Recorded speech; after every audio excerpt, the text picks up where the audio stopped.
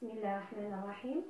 Donc, aujourd'hui, nous allons parler des bienfaits du jeûne, puisque nous sommes justement en plein mois de Ramadan. Alors, l'habitude alimentaire quotidienne actuelle de nombreuses personnes consiste à manger périodiquement, tout au long de la journée jusqu'au soir, de sorte que leur corps reste principalement à l'état nourri, c'est-à-dire que une personne normale, dans les jours, tous les jours de l'année, mange au moins 3 repas par jour, de sorte que l'organisme reste toujours nourri. Donc, la surconsommation de calories peut avoir des effets très néfastes. Manger plus que notre organisme a besoin peut charger le sang en triglycérides, c'est-à-dire en lipides, en sucre, donc en homocystéine, qui est une substance intermédiaire qui est très nocive donc pour l'appareil cardiovasculaire et surtout pour le cœur, et en substance chimique pro-inflammatoire. L'homéostasie, qu'est-ce que c'est l'homéostasie? C'est le fait d'être en bonne santé, où tous nos systèmes physiologiques sont en équilibre, et c'est l'état optimum de santé. Donc, et la loi de l'homéostasie stipule que lorsque notre corps n'est pas en pleine digestion, il devient capable de mobiliser son énergie vitale pour activer les capacités d'auto-guérison nécessaires à son nettoyage. Donc, il ne faut pas oublier que notre organisme est une machine super sophistiquée. Et, comme toute machine, il a besoin de carburant, c'est-à-dire de nourriture, mais également d'être nettoyé et donc pour éliminer les déchets. Donc le jeûne peut être considéré comme une cure de détoxification qui va débarrasser l'organisme de toutes les toxines accumulées dans ses cellules. Alors, les toxines.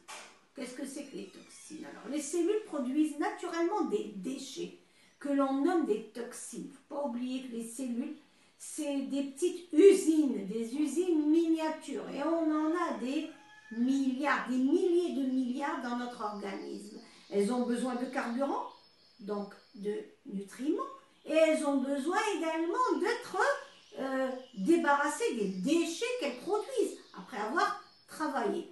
Donc, ces déchets, on les appelle les toxines. Ces toxines, pour que l'organisme fonctionne bien, doivent être éliminées dans le sang, évidemment.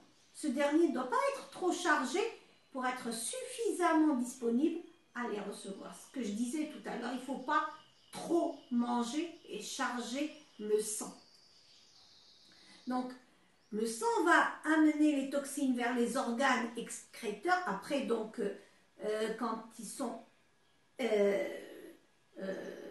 quand ils proviennent des cellules, les déchets vont être acheminés par la voie sanguine vers les organes excréteurs, comme les reins et le foie, où il sera filtré. Et les toxines éliminées du corps par les voies naturelles que tout le monde connaît.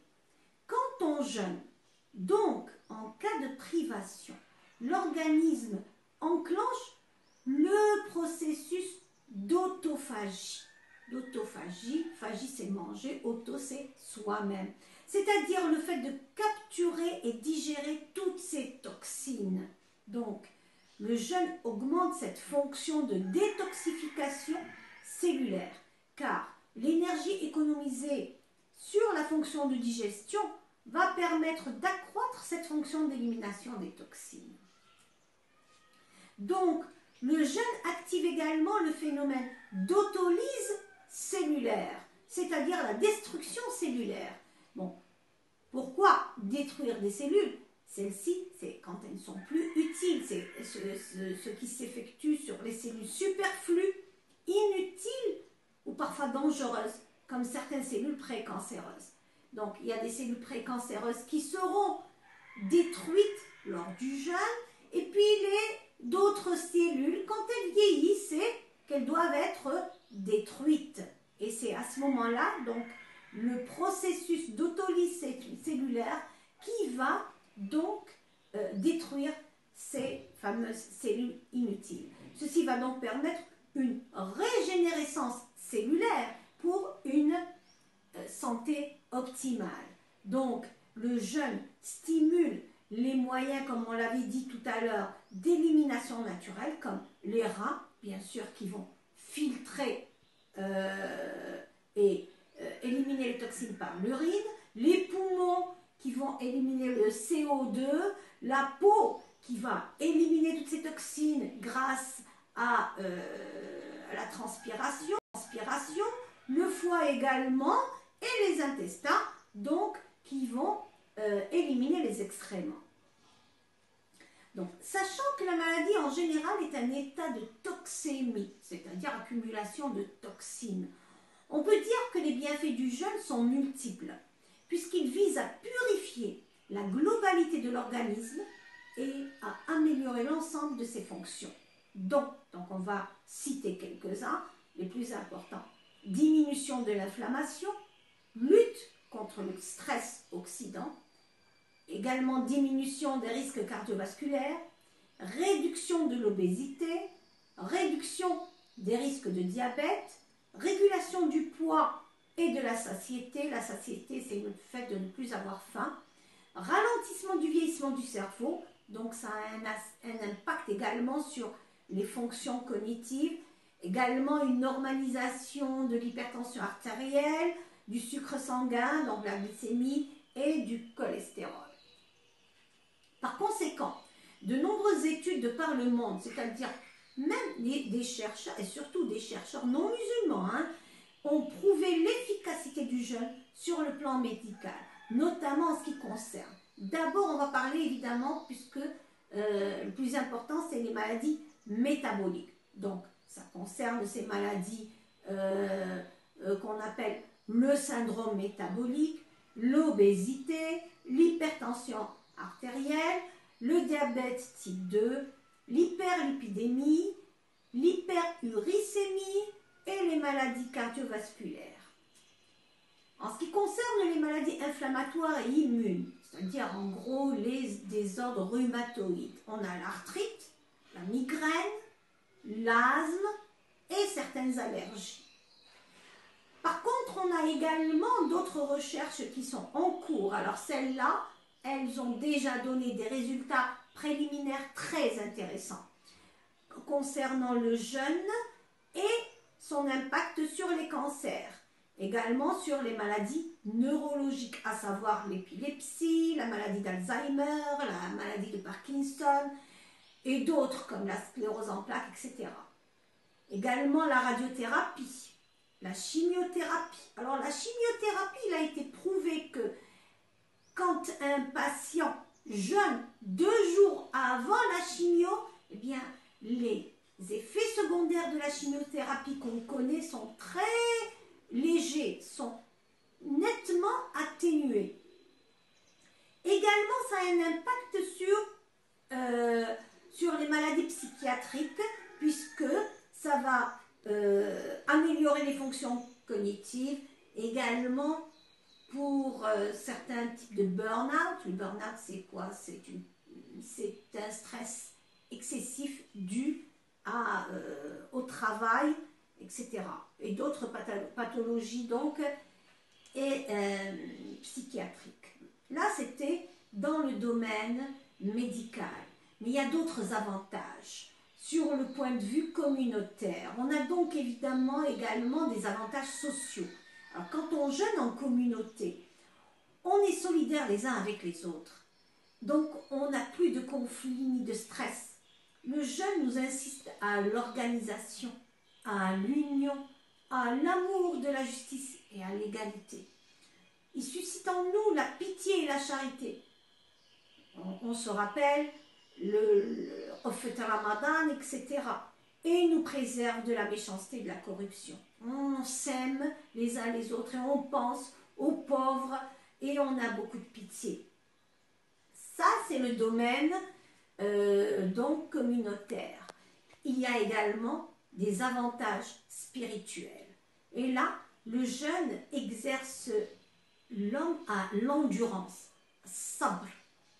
Il fortifie sa volonté, lui enseigne l'autodiscipline et lui en facilite l'application. On devient plus fort de l'intérieur.